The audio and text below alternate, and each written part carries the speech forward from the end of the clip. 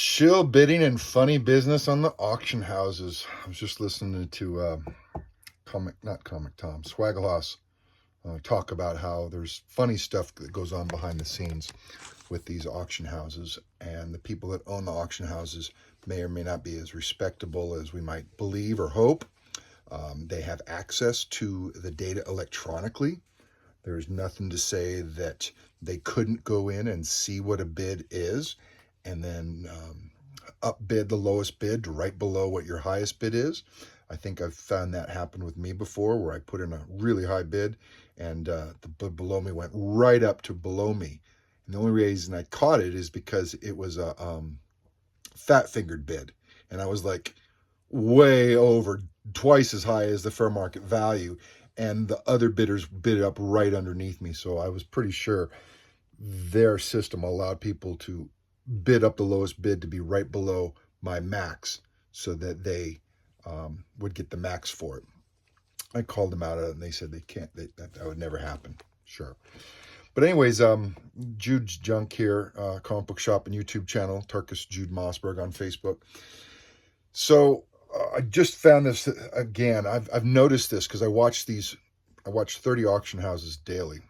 And there's a few in particular where I keep seeing the same books come back up. And I think, wow, did someone just discover a whole bunch of, these number one 9.8s? And by the time I get to see it again, I don't know what the CGC number was before. So I can't compare that to see if it's the exact same book. And I'm like thinking, maybe is this flooding the market? Because I've seen this book come up 3 times now. Well, I help people buy books, and we were looking for a specific book for this client. And so I sent him the picture in my messages so I can see the actual CGC number. He already knew where I was bidding, so he was bidding on it himself. So either he would have won it or he would have not have won it. Well, he ended up not winning it apparently because it just showed up again on a different auction house. And the only way someone wouldn't have won it, and I know you might say, well, they just won it and turned around and put it back on another auction house. Probably not likely. Probably what's going on, and I've contacted people before, is like, hey, I've seen this book up here before. What happened? And they blame it on a seller that doesn't buy it. Oh, the guy flaked and never paid, so I have to put it back up. I'm starting to think that is their line because they can get away with that. So-and-so bid on it. He didn't pay on it, so I had to put it back up in a new auction. It happens way too much. I'm seeing it happen all the time now. And this book is being put up on the same exact auction house. It's not being moved over to a different auction house. It's being put up on the same exact auction house. So, shill bidding. I think we've caught him. I think other people have caught him. This guy and I were both looking at the same book on a previous auction. He was trying to get it. It just popped up again. See, I have an eye. I keep an eye out for clients on books they want. And so I found his book again. And it's the exact same CGC number. So if I call them on it, they're going to say, oh, someone bid it up and then didn't pay on it. Sure. Or whatever. Even if it was a real person out there just blowing off bad bids, that's happening in the auction house. Stupid people are just coming along and just bidding up just for fun to see what happens. And then if they accidentally get it, then they flake out. But more likely than not, it's not a coincidence. More likely it's someone related to the book owner or the auction house. So if I was the one owning the book, I might hire my little brother to go create an account, get approved, bid it up, say, don't let it go for under, bid it up to at least $1,500. And so that little kid or whatever is in there bidding it up to $1,500, and he gets stuck with it. He just flakes on them. They say, okay, we're going to block that email. We're going to block that person's name. And it goes back up for sale later. So this is inherently part of the problem with auction houses. Some people really don't like auction houses, and I get it. But the lowest rates on books by far are auction houses. Most of these auction houses don't even report sales. At least the ones I'm using.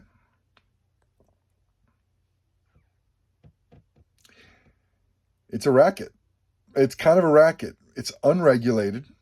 Swaggle talks about this. It's unregulated. All these auction houses. How many new auction houses have gone up in the last 3 years since the boom? A lot. A lot. Estate sales now. There's estate sales all over the country. That's all they do is estate sale stuff. So people are finding comic books in their estate, and they're just selling everything on the estate sale, so the comic books just go there as well. You think they have the best eyes? How many of these little small estate sales just have, and I've seen some estate sales where the bids just went way higher than they should have gone. I'm like, there's no way people are watching this exact auction house that nobody's ever heard of in the middle of Oklahoma and bidding that high in a book. It's way over fair market value. And I think it's happening more and more and more. How could this ripping people off? Obviously, they're wanting you to pay more for the book. But there's another thing going on. If they can report the sales, and I have auction houses that will work with me, they won't report my purchases.